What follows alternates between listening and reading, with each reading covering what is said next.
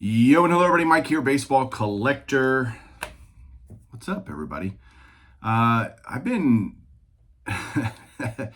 doing a lot of reflecting lately. It's been interesting since I'm not really buying cards, other than, again, the occasional good deal that I can't pass up. I do have a very small hobby budget every month that I'm kind of using for some things, but certainly nothing like normal.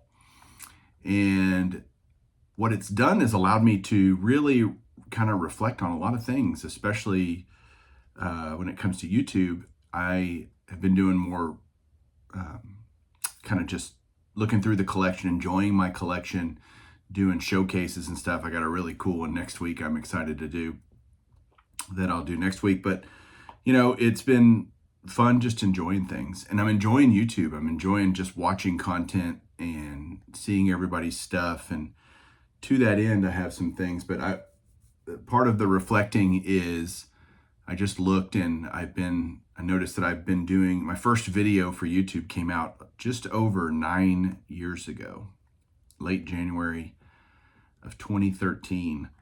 And I look back at those old videos and I just laugh. And I mean, it was poor quality. My daughter holding the camera and and my beard was like all brown. It wasn't even gray. There was no gray in it. And here we are 9 years later, lots of gray. So yeah, we're just getting older. That's okay. It's part of life.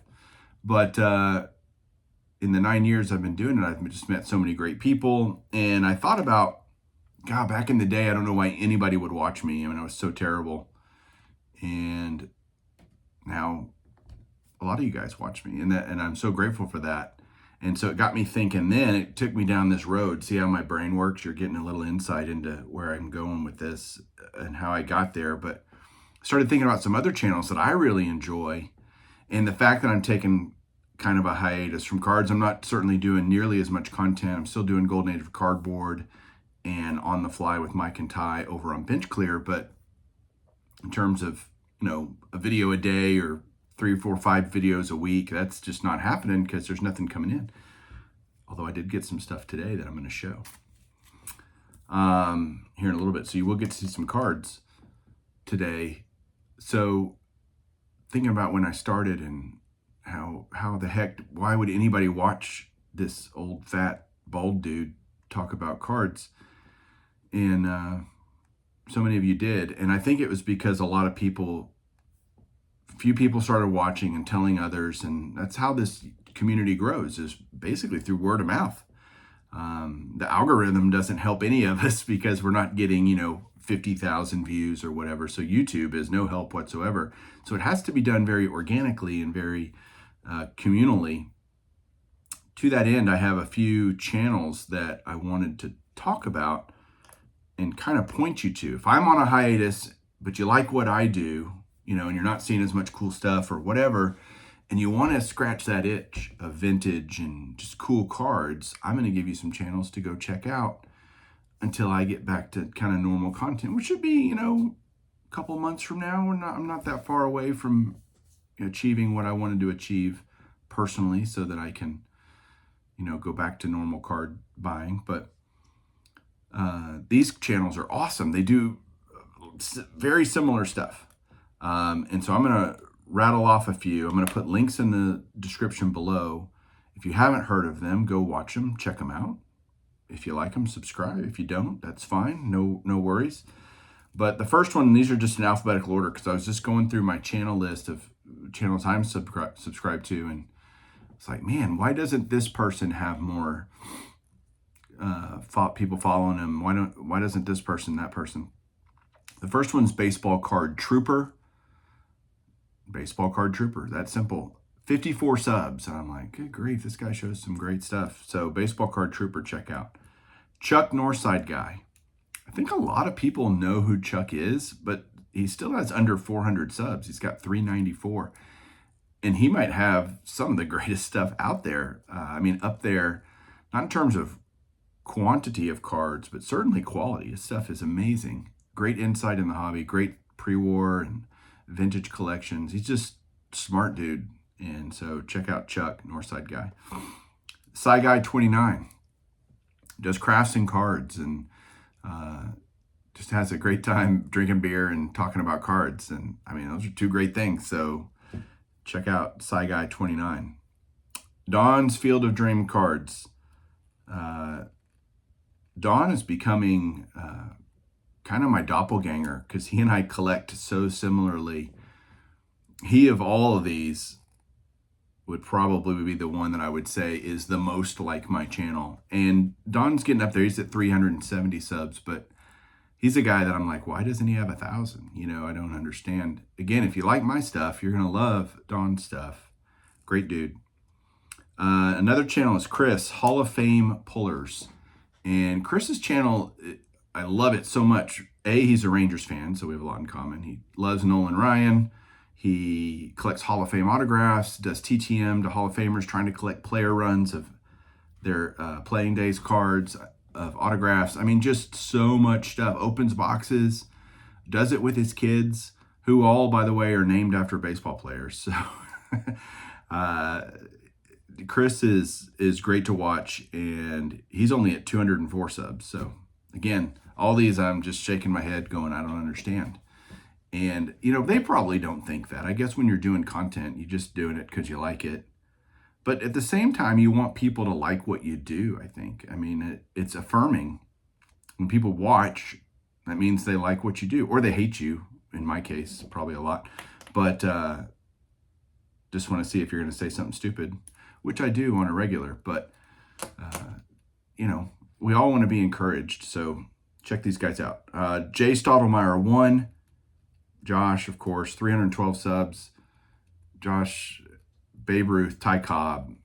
If you go watch his old stuff, he had a ton of great stuff, and he's been kind of zigging and zagging through his collection. Unbelievable stuff.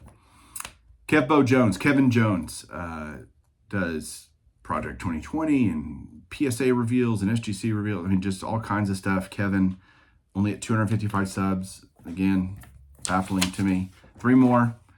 Rhina Martin. And Rhina Martin he just started doing videos again. He took a break for a while. I think in YouTube for sure, it's kind of this out of sight, out of mind. I mean, if you're not doing regular content, it's very much what have you done for me lately? And it seems like nobody gives a crap about a person who used to do content. Never made sense to me at all. I want to hear about these channels. I want to go back and just binge watch their stuff if I hear about a channel. And I've done that on a number of occasions when I find a channel that I go, whoa, this dude's a lot like me. I love his stuff. And I'll just start. It doesn't matter how old it is. I just go watch it.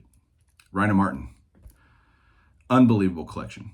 Vintage PSA and more. 143 subs. Vintage PSA and more. I don't need to say anything else. His channel name is pretty descriptive of what he does.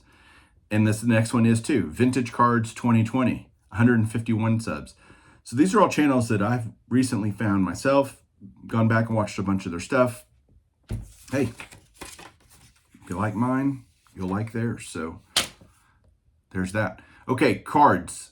I think I'm just going to do it this way. I'm not going to turn the camera around. I'm already going. So this was another trade that I did. These are, I traded away 2 cards from that Flawless box. It's the gift that keeps on giving. I was able to take 2 of the Flawless cards from that box that I could care less about. He'll show them on his channel, this other guy. His name's Jason Willman. You know him as Mr. Fisher Bike. We got to get Jason to 1,000 subs. If you don't know Mr. Fisher Bike, go check him out. He's a YouTube Hall of Famer, for crying out loud. But Jason and I did a trade. He saw a couple cards that he wanted from that box opening that I did, and we made an easy trade. And he wrote me a note. Mike, thanks for the easy trade.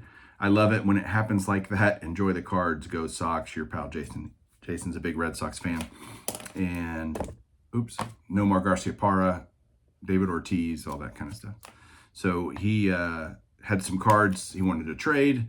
He sent me a big list. I picked a few, and we did the trade. It was super easy. What's funny is value. We talked about value a little bit, but when it came down to it, it didn't matter. He had some cards that I wanted. I had a couple cards he wanted, and that was that. He did send me an extra, which is great. It even says extra. Extra. So this is from Jason, extra. A little Charlie Huff action for the Rangers from Topps Archives. Signature series. It's numbered to 98. Why would they number it to 98? Who knows? Charlie Huff, though. Great all-time Ranger, Texas Rangers Hall of Famer. Very, very cool. 81 Topps card. And then these are the 3 cards that I traded for. And the first one is a Roger Clemens auto. This is out of Diamond Kings. And the reason even though he's a Red Sox fan, Jason was willing to trade this because it says Houston on the bottom, so it's kind of an Astros auto. So he was less in love with it. If he was in a Red Sox, I wouldn't have gotten it out of Jason's hands, I promise. But Roger Clemens, Diamond Kings, little dual jersey auto, numbered to 49. 1962 Topps Bobby Richardson autograph. Look how cool that is. Already slabbed up. This was on my radar because when I was growing up, it's funny, my dad, who worked in sports television and took me to all kinds of sporting events as a kid, which certainly fueled my love for sports, no doubt. But the one who fanned that flame was my mom. And that's not typical in a household where the mom is the big sports fan. And my mom is rabid sports fan. Dallas Cowboys, nutso. I mean, Sundays at our house growing up was my mom going nuts at the Cowboys and yelling at the screen and all kinds of stuff. So I had no choice but to become a huge Cowboys fan. And she loved the Yankees. So her growing up, in the 50s and 60s, there wasn't a local team to Dallas-Fort Worth where we live. So she picked the Yankees. And I think it was mainly because her dad loved the Yankees. Her dad, who I really never got to meet, he died when I was, if I remember it right, I was like a month old when he passed away. And so maybe even less. So I never got to meet my grandpa Pete. But I hear stories about him all the time from my mom. And I wish I would have gotten to meet him. I bet he and I would have been very, very good buds. The way my mom talks about how much he loves sports and everything. So she became a Yankees fan. Sorry, I'm getting a long story here, but Bobby Richardson was her favorite player. And so I've always had this kind of love for Bobby Richardson through her. 1960 World Series MVP, great player for the Yankees, key player in those 60s teams. And so this is just a great card. Strong believer, actually, in terms of also being a Christian, and that matters to me too. So just love Bobby Richardson. So I saw that, and that was easy to add to the list. And then this one here, 1971 Topps Hoyt Wilhelm, already slabbed up.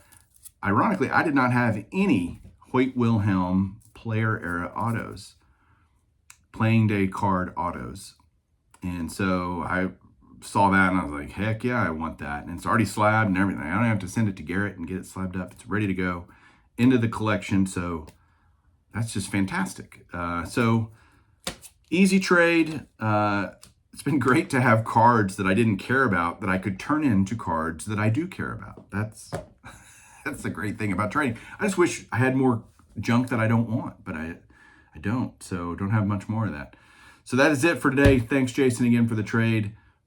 Make sure you look in the description and check out some of those channels that I mentioned earlier. You may find a few that you fall in love with. I hope you do. So thanks, everybody, for watching. We'll talk to you soon. Keep collecting.